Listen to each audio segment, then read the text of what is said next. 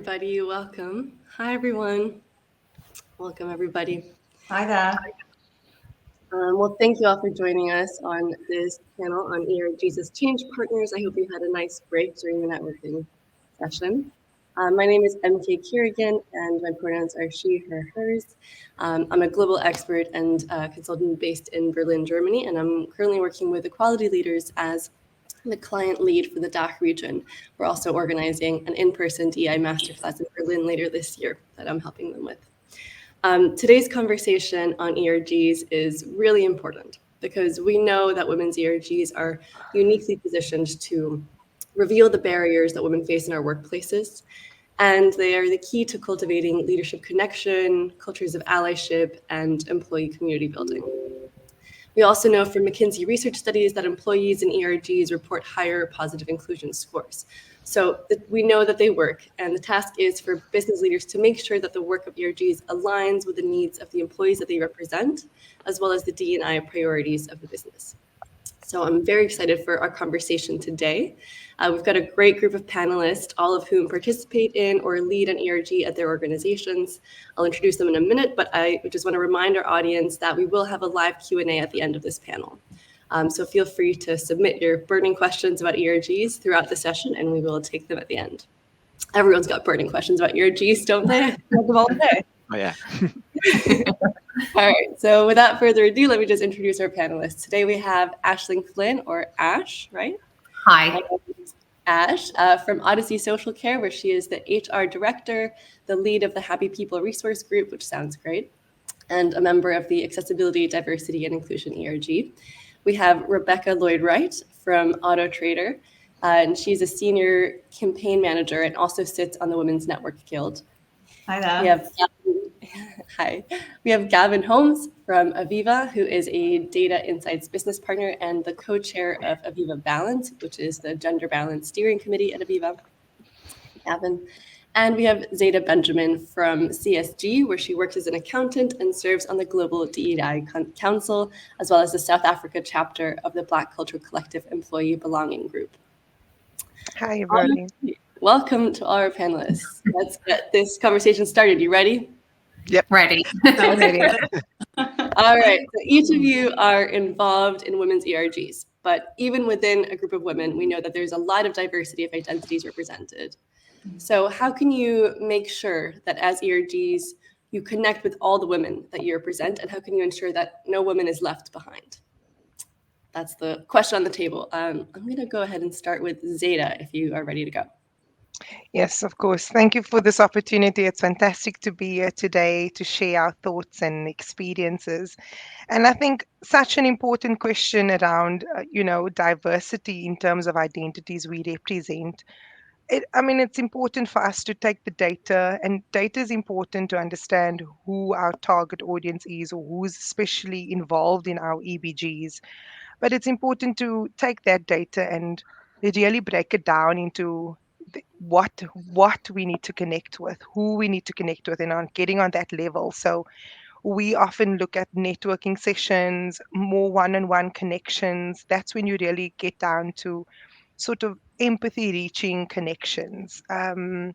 We also think about, how do we stand together and make up those stand focus points on reaching our similarities in terms of our goals and stuff. So yes, there's lots of women. We need to make sure that we represent these women by respecting where they come from, where they're headed to, and where they stand. And I think we come from such diverse cultures, understanding language, interests, and our vision in the world view today, that making sure that we keep spaces for these affinity groups to address these issues is really key. Absolutely, yeah. And I really love the idea of having the one-on-one sessions with people so that they feel that you personally care about them as well. Thank you. Rebecca, could we hear from you on this question?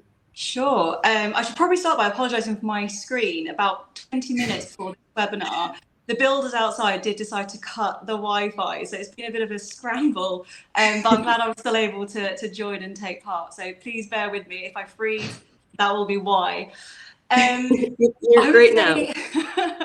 I would say, absolutely, it's really, really important that we have, a really brilliant representation of the different types of women within our communities. And at Auto Trader, we are fortunate enough to have lots of different types of networks. We have our women's one, but also many others representing different pockets of communities. And what we actually found a few years ago was, because of that, our women's network, and particularly the facilitator group within that network, we'd ended up being, I guess, a group of, and I mean this with all respect to those women, because they were incredibly passionate about what they were doing there, but it was a group of middle-class white women, and they were absolutely, you know, really passionate about gender equality and doing like what they thought was the right thing. But we very quickly realised that that was never going to be the best way of, you know, representing our different communities and making sure that we could hear the different and diverse voices that we needed to be hearing. So over the last couple of years, we've had a really kind of concerted effort to make sure that when we recruit into that facilitator group, we are, you know, working with women and men as well, like allies from different areas and different communities, different experiences and so on. So we have as much diverse representation within our network and within our facilitator group. And even with that and the best kind of will in the world, you know, the facilitator group is about 10 of us, so we'll never be able to represent everyone. So what we do is really make sure that we collaborate with the different networks and guilds amongst, within Auto Trader, to make sure that we can still really hear, you know, those voices on the ground, hear from other people, and make sure we represent them in everything that we do. I love that idea of collaborating not just with the people within your own ERG, but across groups as well, to make sure that there's representation of their needs.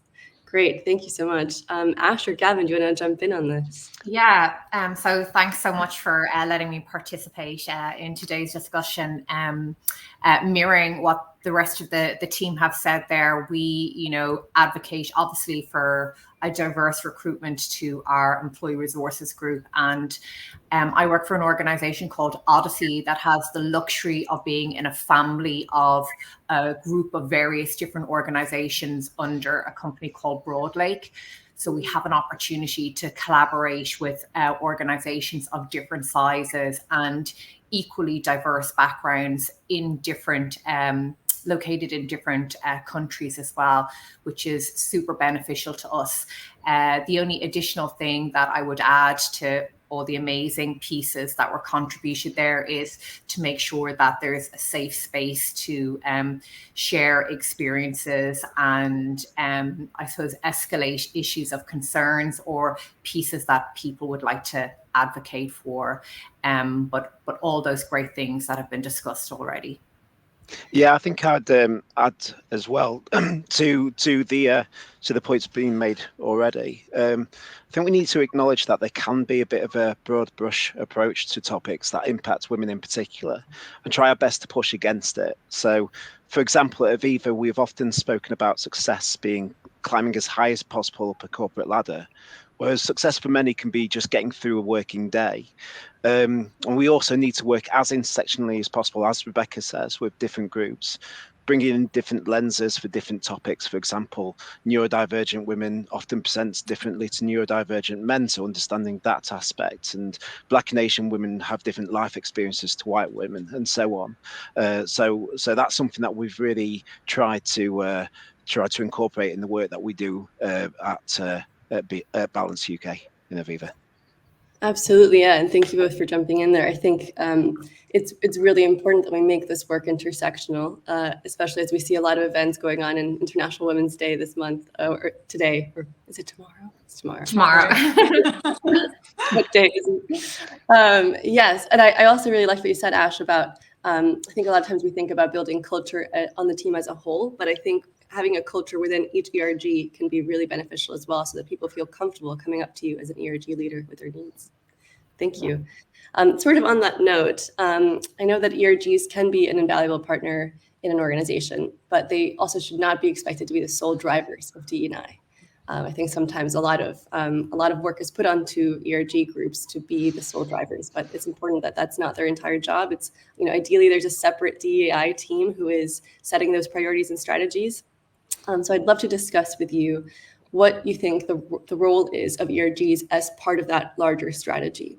How can businesses ensure that the work of those ERGs aligns with both the needs of the employees they represent, as we were just talking about, but also the needs of the business as a whole and the DE&I team priorities as a whole. And what can ERG leaders do to make sure there is that alignment? Yeah. So as I said, we've the luxury of having a couple of amazing ERGs within the Broadlake umbrella of organisations. But as a member of the ADI Employees Resource Group, the work we do and the contribution to the company strategy firstly aligns with the company principles that we have in the organization. So we have 15 very strong principles. Those that relate to the ERGs, I suppose, primarily are trust, respect, openness and honesty, realizing potential, and celebrating success. And they're really important to the work that we do in our ERGs, in our accessibility, diversity, equity and inclusion strategy. We focus on understanding, like Zita had said as well, understanding and surveying the employee population, and then analysing that information to develop programmes and initiatives and increase kind of awareness around the plight and the work we're doing towards accessibility, diversity, inclusion, especially so for underrepresented groups in my organisation and across the organisations in Broadlake. So in particular, disabilities and, as Gavin said, hidden disabilities as well, gender, LGBTQ plus, and then, you know, members of the travelling community and the Roma community as well. In this particular ERG, the focuses, as we said, is like really surveying the population and knowing the diversity and the cultures within our teams. And based on that information, which we do annually, you know, because obviously our population changes at any given time, but to make sure we have focuses that represent our people, we work on programs and initiatives to increase awareness and focus on ADI. We work on training and development, some in development and some that maybe we haven't experienced before, or that are specific to the needs of the employee population that haven't been addressed previously. And then constantly looking at our attraction and retention of our employee population. I think one of the things that we're focusing on at the moment, in particular in my organisation, is, you know, diverse recruitment. And are we exploring all channels of advertising the positions that we hold within our organisation in not the normal recruitment platforms that we've used before, and where are we advertising and where are we looking for diversity and culture within our organisation. So that's really important. And then we're working on some partnerships with some amazing organisations to support that and to help us with our education and development of our leaders as well, to support these initiatives, and some accreditations as well, which are keeping us really focused, you know, to make sure that we are utilising those with specialist skill sets in that area to support the ERGs that we have within the organisation. I think it's really important, and it's definitely a driver in the organisation that I'm in, that the leaders are active listeners and facilitate time and energy into supporting the work that's been done. They actively listen to what the employee population is looking for or seeking, or you know, where we're underrepresented across the organisation, and they support the work that's been done. They give advice, they seek external supports for us as well, and help contribute to new programs, new initiatives that are being promoted within the organisations. So whilst there's a lot of heavy work on the ground from the ERG teams, the senior leadership within Broadlake and within our own organizations ensure that, there's a space to communicate that, to share the work that's happening and the things that people are passionate about within those ERGs. So that is definitely appreciated, especially with so many passionate individuals contributing to those groups. Absolutely, yes. And thank you for bringing up the importance of having executive sponsors who can really ensure that this work is taken seriously. Yeah. And that can be immensely valuable. Thank you, Ash. Gavin, do you want to step in here? Yeah, I think we have a huge role to play in advising, spreading awareness, increasing engagement and encouraging discussions. Engagement with sponsors and leaders can be really key in getting our opinions across and making positive change, but we really need them to get behind it and give us the confidence that it's important to them. Everything comes back to the goals that the company puts in place, and having a DE&I element provides a commitment that we can rally around as a company. But we also need to ensure that it's not just a box ticking exercise, and that's where our communities can really help. Absolutely. Thank you, Gavin. Yeah. And then I want to just open up the floor to Zeta or Rebecca. Sure. I think a lot of that has already been extensively covered, and it's brilliant to hear so many of the initiatives that are already taking place.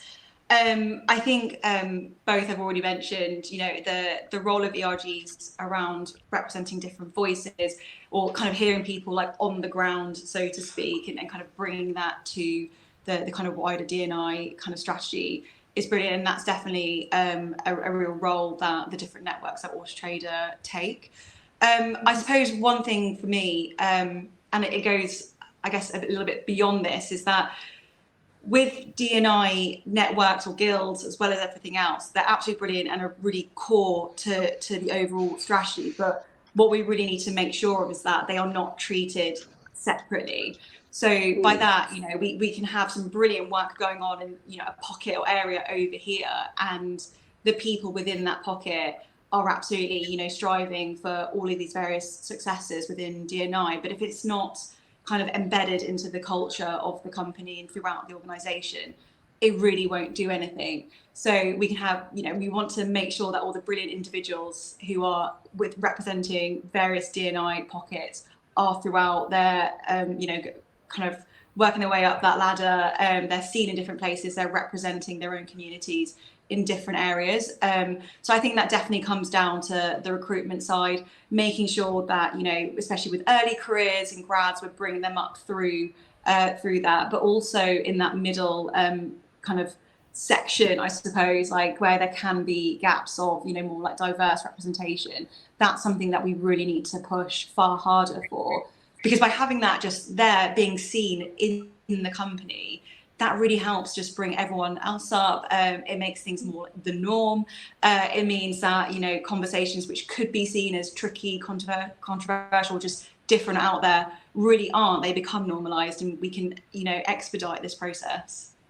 Having representation is key. Yeah, I just want to continue on with that representation talk. So our EBGs here at CSG are really the heartbeat of our DEI strategy. And we really see that people in our EBGs, they really bring the great ideas, they bring the passion, they bring the lived experiences on the ground. They tell us, they explain to us, what is needed, how we can improve. So it is almost invaluable, having these connections. We create safe spaces where we can address and support in various aspects, with career growth, with development, with skills development.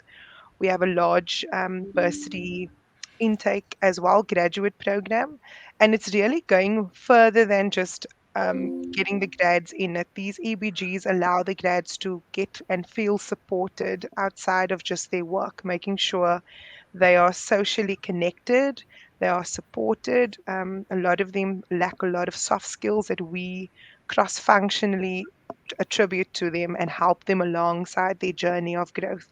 So EBGs are so fundamentally important, and I do support the fact that leadership needs to come on board. Our leadership, when they're on board, when they are in the room with us, we see people stand up, we see people feel motivated to continue, motivated to stand out, motivated to improve themselves. So absolutely.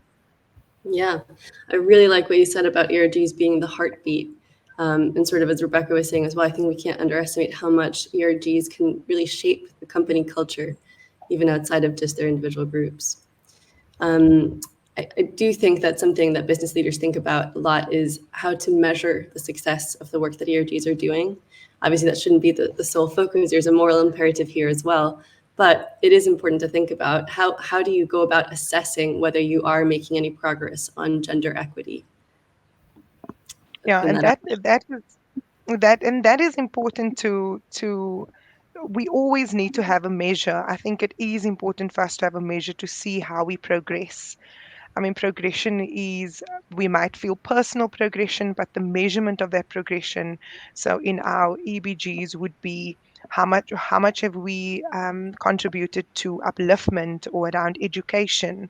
How does that education translate to promotional opportunities for growth within certain roles that we want to uplift? Are we doing the empowerment enough? Are we giving people skills to stand taller in their roles? Are we measuring in terms of equity? So I'm in South Africa. So I'm part of we have a triple BEE group, and we've realized that this sort of cross-sectional involvement between our BE strategy and our EBGs, our Black Culture Collective, is a large way, a good measure to where we are going, making sure that we do see the empowerment, the upliftment, the growth within people. And that can be measured. We have a legislation that measures it, and it allows us to also keep on that measurement of pay equity, making sure that the pay equity is there, and that's really important. That keeps people motivated, keeps them going, making sure for our women we have flexible working hours that CSG offers, work anywhere approach, making sure that that flexibility is what it says, that you are able to work in the time and the environment that suits your life, and you are able to meet deadlines, making sure you take control of your own time and do your own sort of measurement. That in itself is very powerful, and giving people that power is fantastic because it allows them to be innovative and to grow and things. And then also we plug a lot into education. So education in itself is a measure. It's something you're always going to grow with. It's never going to allow you to stagnate. So education is a big part of what we instill, even if it's cross-functional education within our teams, making sure that we know what we do, making sure that we don't leave you behind, that you're always moving forward. That is our ultimate goal over here. Yeah, thank you. Yeah, and I think what you said at the beginning there is really important, that from the get-go, it's necessary for the ERG to set what their goals are, and then to make plans for how to accomplish those goals. So if your goal is to make people feel empowered, what is the education that they're going to need in order to get there? Yeah. Thank you. Rebecca, do you want to go next? Sure. I mean, I think we're probably going to hear from all the different answers here. There is absolutely no uniform way of measuring impact with these types of things. So it's really interesting to hear, everything you were just saying there around the things that you are measuring. I think at Auto Trader, we do try to split it between the quantitative stuff and the qualitative stuff. So in terms of quant, we hold a lot of internal employee surveys where we try to measure impact. So it might be looking at our retention rate. So the theory being, if people are sticking around, then there must be some positive reasons as to why that is. So we would look at gender splits to see, specifically why are women staying at Auto Trader.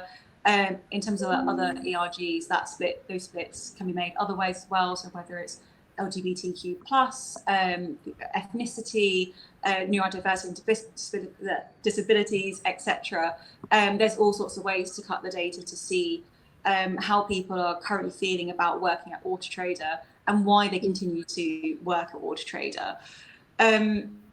We also look at some kind of more tangible, practical outcomes from what we do. So I guess an example would be most recently, the Women's Network at Auto Trader worked with our Wellbeing Guild, and we were able to get free period products into all the toilets across all of our offices.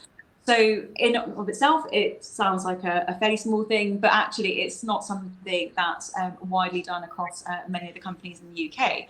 But when you think about it, a lot of people who have periods, they're having to pay that additional amount on buying period products, maybe every month or so. So that's an additional cost or tax to that person that the other half of the population just don't need to pay at all. So we just wanted to kind of, I guess, improve equity in that small little part. And we're able to see that rolled out. It's great to see that tangible kind of outcome. And we've been able to hear from women around the business who have benefited from having those free period products in the toilets.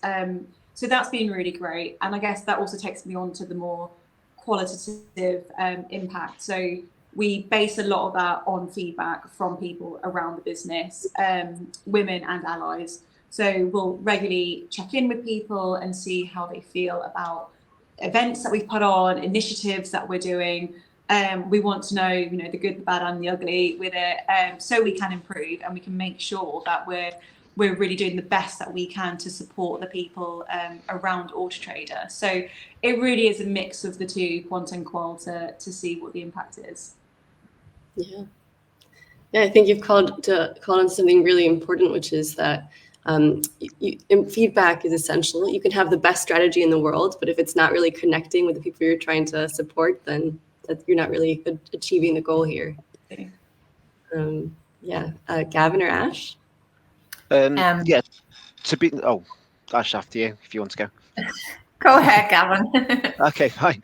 To be honest, although we have targets to work towards, it doesn't really mean success unless we can sustain it. Recently in Aviva UK, we've hit the target of 40% of women in our executive team. And although that's a great result in comparison to where we have been in the past, it doesn't mean that we've achieved our goal.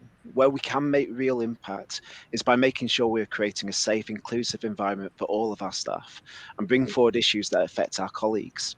If we can do that successfully and we can get more and more issues raised and larger audiences to our events, plus followers on our community pages and interaction from our staff, I think that in itself is an impactful measure. Yeah, absolutely. Yeah. Ash? I mean, a lot of the things that we're focusing on have been referenced by the team here. I think in addition to that, in the organisation I'm in, there's a high female population.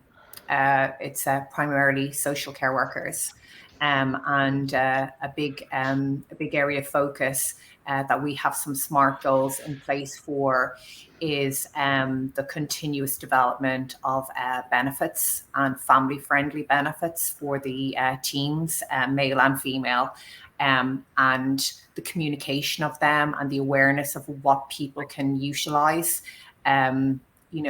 depending on their needs and their circumstances, to support, I suppose, the retention of our teams and the talent that's building within our team. So that's hugely important, that we can facilitate any leave requirements that are needed by our employees so they feel secure in their roles. Love it. Thank you. Yeah, and I think we're already hearing from you all about some innovative practices you're doing. But I would love to really highlight some of the work so that our audience can get examples of what your ERGs can do. So if you could share one example of an innovative or a creative approach that the ERGs you work with have taken to address emerging issues or needs in the workplace, I'd love to hear from each of you. Shall we go with? I can go first. Sure.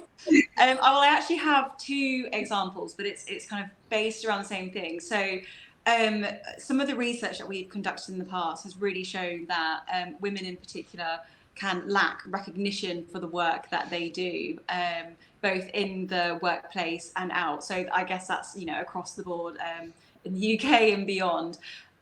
we all know that women take on the wider load of house chores, family life, work, as well as working, full-time hours and so on in their paid work. So what we really wanted to do was increase the recognition of the brilliant women that we have at Auto Trader. So one that we did over the course of last year, the Women's Network at Auto Trader set up the Woman of the Month. So this was an opportunity to get people around the business, women and allies, nominating their colleagues, their female colleagues, with a bit of a description as to why they should win Women of the Month. And we were really blown away with just how many nominations we used to get. I can't even call it a short list of women. We used to have a long list every single month, and it was really hard to pick who that should be. So we ended up doing kind of blind picking. So we wanted to make sure that we kind of removed as many internal biases and conscious biases that we could. So we took out any of the names from the submission forms when they came through to the facilitator group. It was based on a rating system for the nomination. So we had a set criteria. We could rate the nomination against that. We would select our winner, and then we would find out who that winner was. So we did that over the course of the year. Had 12 absolutely brilliant women from around the business recognised for the work that they do at Auto Trader. We were able to promote them across our social channels, through our internal our intranet, on our Slack channel as well, for the Women's Network. So really just giving them the recognition that they deserved. And it went down really well. And we wanted to make sure that we could carry that on into another initiative to ensure that we continue that recognition. So this year, we've only just launched actually our Spotlight On series. So it's an audio and visual series that we share internally. A lot of people at Auto Trader work on the road as well. So we wanted to make sure it was audio first, so they could also listen into it. And essentially it's a series of episodes, or will be a series of episodes, where we speak to different women from around the business. There's 2 or 3 women in each episode, focus on a particular topic. So it could be what's inspired them to get into that particular area of business, whether it's tech or digital or marketing or whatever it is. One theme could be around the challenges that they might have faced, and one could be, the successes that they want to celebrate, and so on. But it's all around recognizing those women and probably having a bit more of a chance to delve into who they are, why they got to where they are, and where they want to go. So initial feedback, again, has been really brilliant. It's a chance to just hear those more personal stories. And I think it's been quite inspiring for early careers and grads as well to kind of see, all the different ways that they could get involved in the business and all the different options open to them. I really love that idea, especially of the Women of the Month project. I think it can be such a great way to make people feel recognized, but also even just the act of nominating somebody gets you to think more about the work that women are doing all the time. Yeah. Of course, Thank yes. So we would always announce our winner, but for anyone else who was nominated that month but didn't win, they still got a copy of their nomination. They did. Nice. So they were still able to, have that and know that they were nominated. They could usually guess who had nominated them. I'm sure, it was technically anonymous, but it would usually be someone working closely with them. So I think I like to think anyway, it went some way to recognising more women than just the initial 12. Yes, absolutely. Yeah. Thank you, Rebecca. Those are great practices. Anyone else want to share some innovative work that you're doing? Yeah, so in South Africa, in terms of we launched our EBG about 10 months ago. And what we found was the best way to connect, especially with women and everyone else, and making sure that they get heard, is really tapping into the issues that they face outside of work a lot of the times. Because as much as we realize that work is a very important part of our daily life, this sort of social aspect around things that are happening around us affect us emotionally. And so when last year we had a gender-based violence talk, we really educated everybody around. We had somebody come in to give us a talk around what's happening on the ground, because we find that with the remote working situation, everybody's really in a bubble. We do realize that people need support and people are affected, or they are affected personally, or they know somebody that's been affected, and how that sort of crosses into their work life as well. We understand that there is a connection. So we held a gender-based violence talk, which we found that lots of men supported. And then effectively the woman felt very much supported as well. And so that, we understand that this is happening around us in our communities, how we can educate ourselves and protect ourselves as well. And then we also later in the year had a cancer talk, which I think affects a lot of women, especially breast cancer. And when we tapped into that, we actually had men also share their stories as well. So we felt really supported. We had women really open up and feel that our EBG was a safe space, that they could not only just grow professionally, but they can grow emotionally as well. So connecting that sense of empathy. So we found in once we connect with people, from a grassroots level on real issues, people are more inclined to come up with ideas to make their work environments, their progression, and help everybody alongside that progression as well. Because I find as women, we often we are each other's biggest enemies. We don't like to support one another in the workplace. We often find each other pushing each other down, especially when we're climbing the ladders. And when we have these kind of conversations and these kind of sort of empathy reaching sessions, it really does connect us and we uplift each other. And when you find that women support each other, amazing things happen, right? So Nice. I think that's where we are. That's where we found our sort of little nugget of innovation, right in front of us. Sometimes we search for new things, and really getting back to basics is what we really need to do. Yeah, I think that it is really innovative to not shy away from the difficult conversations. Being a woman is a beautiful thing, but it's also not always sunshine and rainbows. So, Yeah. talking about sexual violence or cancer, or I've heard some companies do talks on menopause as well, which is an important topic. So, yeah, thank you. Gavin? One particular background we've been looking at as a company is trying to level the playing fields in terms of job progression for women. Typically, the more senior the role is, the more chance it'll be filled by a man. And a huge factor of this is the amount of women that work part-time, particularly after maternity leave. Mhm. As a company, we already offer matching parental leave, meaning fathers can take 6 months paid leave, the same as mothers. Although this is well received and utilised by our staff, women still tend to return to work on a part-time basis, which can restrict opportunities to progress their career. As we are a large company with offices across the UK and many different departments, we've often struggled to attract job shares due to logistical issues. However, Aviva has now launched a job share tool, which allows staff to find others in a similar position and with similar skills, so they can apply for roles together. And it's open to everyone who works for Aviva, regardless of gender. So we hope that that this will be a big factor in increasing the amount of women in senior roles, and also the number of men taking up part-time positions as well. Yeah, that's really interesting to focus on as well, and I think helps with the overall strategy to increase opportunities for women. Thank you. Ash?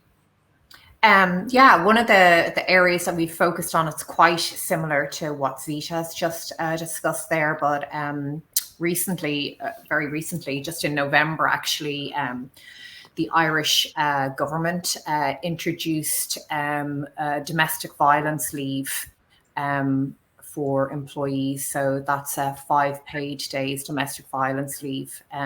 So in Ireland, the stats are around 15% for women and 6% for men that would experience domestic violence within their lifetime. It's a really welcomed leave, and it can facilitate anything really from medical appointments to financial appointments to needs for accommodation or family support. But it's also very personable, and it's not a space maybe that a lot of people would like to share openly. In the organisation that I'm in, it's very scattered across Ireland. We have teams in 16 locations across Ireland, some very rural, some urban. So what we developed is a really safe, confidential space with a small selection of individuals to escalate or reach out for, I suppose, this leave or supports around this leave that wouldn't need to be communicated necessarily with your wider team or your line management, that just could be processed discreetly, and also that we have individuals that can signpost supports that are available within the organisation for any employee that experiences that or needs to utilise all or part of that leave. So anything from, financial supports or accommodation supports or just counselling sessions. So I think that has been very well received. We've done communication throughout the organisation. We've done some pamphlets. It's a very discreet process to seek, and we wanted to support the efforts that were put into legislation for the leave, to know that our teams could utilise it in confidence without it being a wider conversation, I suppose. So it's great, it's just another one of the supports that's available for, I suppose, a higher percentage of females, but anyone experiencing domestic violence at home. Yeah, absolutely. It's actually the first time I've heard of legislation like that. So that's wonderful to know that exists, and that you're putting in the processes in place to create trust on the team, that people feel that they make use of it, because that's key. Thank you. So my last question before we go to Q&A, I really want to talk about allyship. What can allies, not everybody can be in an ERG, maybe you don't have capacity or for whatever reason, but I think having allies can be really important. So what can allies do to support the work of an ERG, even if they are not part of that community themselves? What strategies have you seen successful ERGs employ to promote cultures of allyship and support in the workplace? Gavin, I'd be particularly interested to hear from you, from your experience as an ally in a co-chair role in a gender balance steering committee, if you don't mind me calling on you to speak first. No, not a problem at all. Firstly, I'm really conscious that we recognise balance as a gender network and not just a women's network. So although I am, of course, an ally for women and women's issues, I also champion the addressing of men's issues. So just to make that very clear, look, things have happened in my personal life that give me a perspective on this topic that I realise some men may not necessarily have.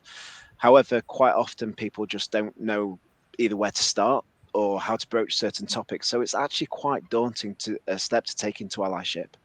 We've done a few things at Aviva to improve male participation in balance events.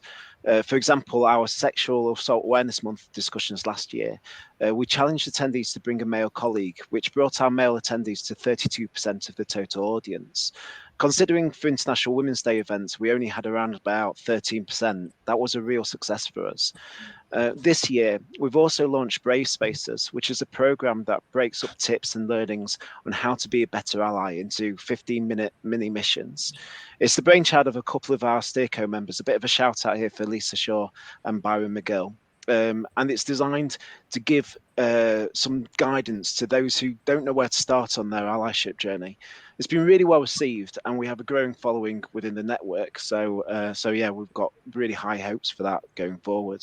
And it's something that you can just pick up next to your busy schedule. So yeah, hopefully we'll be able to progress that and also grow that into other communities as well, not just gender balance. Yeah, I think that's wonderful to see how much the engagement has grown for men as well. Thank you. Yeah.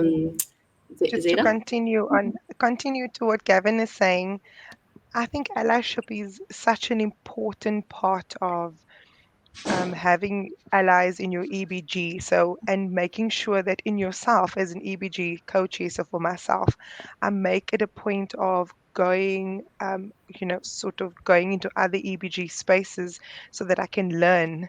Because I think as an ally, when you have an ally with you and somebody that doesn't understand, they bring a different perspective. They bring a different sense of understanding and empathy. And sometimes when we are in an EBG, like the EBG that I run here in South Africa is a Black culture EBG, and a lot of people feel that they can't join it because they're not Black, or they sort of don't classify as under the Black umbrella. But it is ultimately important to become part of, be an ally. We've seen allyship within our EBG elevate us and also bring a different perspective and also amplify our voices for that. It also, it supports initiatives. It helps us create opportunities, and they use it to sponsor us, to elevate us, and to really make us stand out and stand tall. So, and I would, also want to say that all of us here, we really should make a point of making sure that we get uncomfortable in our spaces to bring change. When you don't, and sometimes we shy away from things that we don't understand, but it's when you really find that connection and understanding is when you can sort of, that is when where sort of innovative ideas or going back to the grassroots ideas come from. So yeah, so allyship is a pivotable for all of us. Absolutely. And I think what you said is important in that sometimes you need to clarify whether the purpose of an ERG is to be an affinity space, because sometimes you want that as well, or whether it's a space that is open to allies. And sometimes it's nice to have both options. Yeah. Ash or Gavin? Or Gavin, sorry. We've spoken on this. Rebecca or Ash? I think a really simple thing that people can do, we have across our businesses, is a calendar of events and, Irish and international days of celebration for cultures or minority groups or, different plights or causes. And I think at a very basic level, to demonstrate being a great ally, you can show up, you can participate, you can support, you can educate yourself, as Ida says, you can support that culture or minority group or that cause without being fully immersed in it, and acknowledge someone else's identity in that space. I think it's amazing with some of the events that we hold. People really appreciate having their fellow colleagues and their teammates around them for something that's quite important to them in their world, and knowing that they have that support with them. So, we have different pieces we participate on a monthly basis. Celebrating various cultures. And it's really great to see the participation and how it's married for someone else's celebration or event. It's really positive. Yeah, and I think you're right that the first step for any allyship is just to educate yourself and to show up to all these amazing events that your ERGs are planning. Show up, even if you don't know how to contribute, just be there to learn and to have a presence to make those events feel actually, being attended. Exactly. Rebecca? Thank you. I think it's a really good point, because one of the things when I have been pondering this question was, what do we even count as an ally? Like, is it someone who is doing the work to learn, to listen, and so on, or is it someone who goes that step beyond and they're maybe taking themselves out of their comfort zone and speaking up on behalf of someone, supporting someone in a way that they hadn't done before? It's a really interesting area, because it's absolutely not to say that we don't want people joining our events and listening in. Like, we absolutely do. That is 100% the first step to becoming an ally. Like, how can you help if you don't go and learn about how to help? So we really encourage that, and I love the brave spaces that you mentioned, Gavin. I'm definitely going to nick that and bring that into Water Trader if you don't mind. I think it's great. Well, get in touch. Yeah, exactly. I'll drop you an email afterwards, because we live in such a polarized society at this point in time, and it's really tricky for people to ask what they perceive to be an innocent question. They genuinely want to find out more about something, but for fear of offending or getting it wrong, they might choose to stay silent instead. And we'll never be able to learn, from each other if everyone kind of had to do it that way. So the idea of brave spaces and things like that, I think, are absolutely brilliant, where it is just a space where people can, just ask those questions, silly or otherwise. No, there is no silly question. We all just want to learn and go on this journey together. So I think those are brilliant steps to take.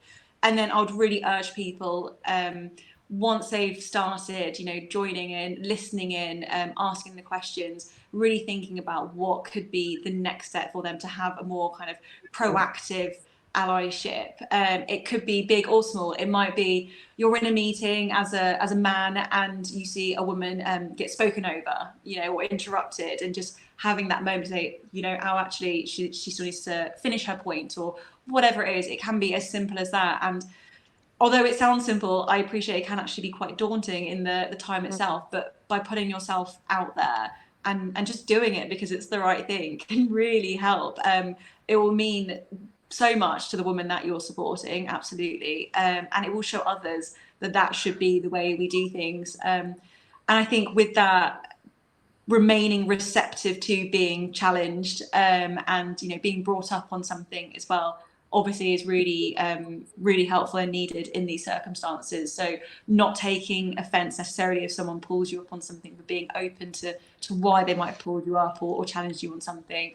Again, we're all learning from each other. We're all on this journey. There's no one perfect human being who's right all the time. So I would just really encourage that of all our allies. 100%. Yeah, I think being an ally requires patience with yourself and to learn. I think it requires being brave, and I think it also requires just having the vulnerability to sometimes take feedback that might be difficult to hear, but be willing to show up the next day again.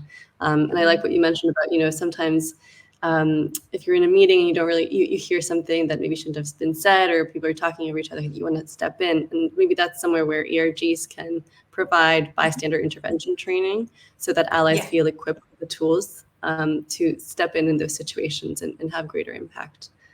Thank you. All right, we've got some exciting questions here. So thank you all for answering mine. Let me see what we've got. Okay, so one of the questions we've got is, what development would you recommend for ERG leaders, especially as most do this role alongside their day job? So what are some skills that you think you need as an ERG leader, and what development would you recommend for that?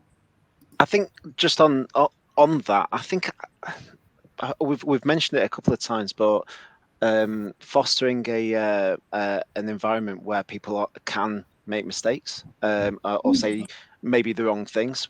Like at Aviva, we don't have any experts at all in gender politics, or we've got enthusiastic volunteers, and that's all we are. We learn on the job, but we still make mistakes. And I think actually that's the biggest development area. I think not expecting to get everything right, but also allowing others in your group to make mistakes and not feel that they've made a mistake, if you know what I mean. That's something that I think is a key part of that. Yeah, and I think that also requires practice. Yeah. We have a comment on that saying that from Sherry, saying that training and awareness of microaggressions is another great topic that can help and benefit ERGs. Anyone else want to step in on this? If I may, just to add, I guess stakeholder engagement and communication would be key skills for anyone working in ERG alongside their day job. You'll, of course, be working with so many different types of people across your own organisation, but also externally. Communication will always be key within that. and just the different type of people that you'll be encountering and the different types of work you'll be doing, having those skills alongside your day job will help you go far with it. Absolutely. Got another great question here. How do we navigate the business case for those leading ERGs to be paid or compensated for their work and time? Big question. Many of us get time allocated, but very rarely see compensation, considering we are vital vehicles for change. Let's see where we go here. What we try and do in our organization is to facilitate the time within the role, to make sure that it doesn't affect work-life balance, that your team and your line manager is aware of your contribution to the organization and your ERG, and that that time is not interrupted, and that you have the space and opportunity to communicate the pieces that you're working on. So I would hate anyone in any of the ERGs that I am participating in or support to feel, the burden of additional work, within this role. What we try and do is to free up other elements of the roles and responsibilities that they conduct to make sure that can be delivered within that time frame. It shouldn't be. We all know people work passionately on projects and pieces as well, but that time should be facilitated, as part of their work. Mm-hmm. I mean, if anybody from Aviva in the leadership team is on this call, I'd very much like to be paid for this, but equally, I kind of also think that there has to be a, well, who knows? But I also think that we need to be careful that it doesn't drive the wrong behaviours and the wrong people to come into these kind of things. I do this because it's a passion of mine. It's something that I want to do for the right reasons, and I'm not doing it to further my career or get extra credit. If extra credit comes and it furthers my career, great. But that's not the primary reason. So as much as we'd all like to be paid a little bit more, I don't think it's really the primary objective of being part of an ERG. Mm-hmm.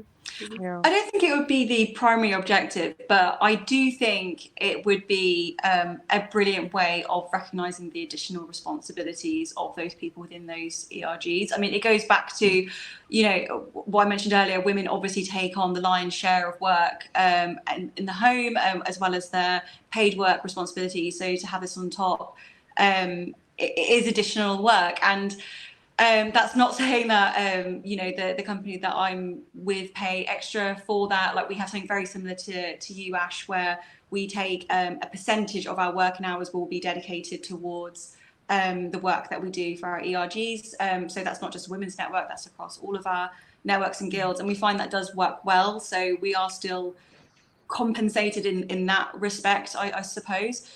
We do also include any work that we're doing within those networks as part of our individual personal development plans. So it does help towards our careers, because we recognise that you can develop skills within those ERGs. The type of work that you're doing, they can be very transferable to the day job, etc. And given that this is part of our culture, it really is tied into it. We feel that's actually really important to make sure that we have that reflection. So it comes with recognition that what you're doing within your ERG can progress your career if that's what you're choosing to do, and so on. That's not to say I would say no to a pay rise for doing the ERG work. Like, always very open to those conversations, as I think anyone would be. But I don't think for anyone working in an ERG, I perhaps naively of me, I don't know, but I don't think anyone choosing to work in it would do so with the primary objective of getting paid more or something. I think that would be the bonus, and a rightful bonus, I think, for the work that they're doing. It will always be filled with people who are incredibly passionate about that particular topic and really want to drive it forward and get benefits, kind of personal satisfaction from doing it as well. Mm-hmm. Mm-hmm. Thank you. And then Zeta, you wanted to say something too, I think. Yes, I was going to say, I mean, it's always nice to be recognized, especially when you put a lot of hours in. I know yeah, at CSG, it is not a paid role, but I mean, it's nice that last year they gave us a bonus. We got a nice incentive at the end of the year for the work that was done. So it did feel measurable. It did feel that, you are seen, you are recognized. And I think that is important. We are human beings. What we give, we also want a measure for, just like we uplift people around us, we would also like to see that upliftment. You also need to fill your own cup before you pour into others as well. So, yes, I do agree with Rebecca that we are passionate, we are here, but it is nice, and I think businesses should look at and recognize the fact that it is additional work. It is over and above your day job. It is tapping into a part of you that isn't necessary. You extend yourself in those areas, and yes, we get great skills from it. I've seen and I've experienced lots of personal growth, and that is invaluable for me. And it's something that I could always walk away with. And what I leave in others is great. But I do believe there needs to be a positioning where we do look at incentivizing a lot of these aspects. We this year we got a good budget for our EBG, which is fantastic because now we can drive things, we can get speakers, we can get treats, we can get people together with coffees and social networking because there's now a budget. It's not also coming from me, it's not also coming from our pocket. So I think when your business steps up in that aspect, budget is made available, incentives are put in there, we're heading in the right direction. We are all here to better ourselves and better the environments we are in. So it is very important that businesses step up in that space. Absolutely. And I think another way to make sure that you're compensated for this, even if it's not monetarily, is to make sure that you mention it in your performance reviews and that it's taken into account as part of performance management because it is extra work and it does show leadership. Absolutely. Good. Well, thank you all for these amazing insights. We're just going to close now by going on a quick round of each of you sharing just a short sentence with a thought or an action or a quote or a challenge maybe that you would like our delegates to walk away with today. So rapid fire round. Let's go with Rebecca. Sure. I guess this is to anyone who doesn't identify a woman, but sees themselves as an ally. I would just say, think to yourself: would you want to be a woman in today's climate? Really and truly. And if not, why not? And then start actioning towards those reasons. See how you can change them. Great question to sit with. Thank you, Ash. I think a takeaway that maybe people should consider is, not to be fearful of a commitment within ERGs in your organization, wherever your passion may lie. If you're new or you haven't participated in one before, most usually have a term, so that there's fresh individuals there. You can contribute from the sideline in a subgroup if you want to get a taste for some of the activities. And you may just find your passion, within that. And they're a great place to network and a great place to support each other and recognize each other as well. So there's more to ERGs than the cause at hand. It's a great place for friendships and networking as well, So I think it's a lovely space, a supportive space. Thank you. Yeah, Gavin?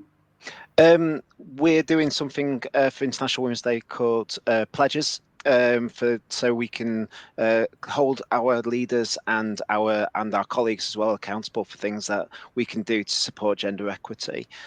So maybe a consideration for anybody on the call is to make your own pledge to inspire inclusion going forward. Yeah. Love that. Love the idea of committing to something. Zeta? Tomorrow, actually, in our offices, we are doing a volunteer event where we'll be packing care packs for women, and we're also going to be some bread painting, and we're donating all the loaves of bread to a woman-run home where she takes in kids and she looks after kids on a daily basis. So I think the parting thought with me is like empowerment. Let's empower women. Let's uplift one another. So we rise by lifting others. And I think we are such powerful individuals. And, let's not keep the power to ourselves. Let's share it. Let's uplift one another. And let's make the change that we want to see around us. Love that. Yes, let's empower each other. And I'm also about to go Google what bread painting is. Well, thank you all to our inspiring panelists. This has been a really insightful conversation. I've learned a lot. I hope our delegates have learned a lot. And yeah, thank you all to being really engaged and sharing great questions. It's time for a networking break. Thank you, everybody. Okay, thank you. Thank you.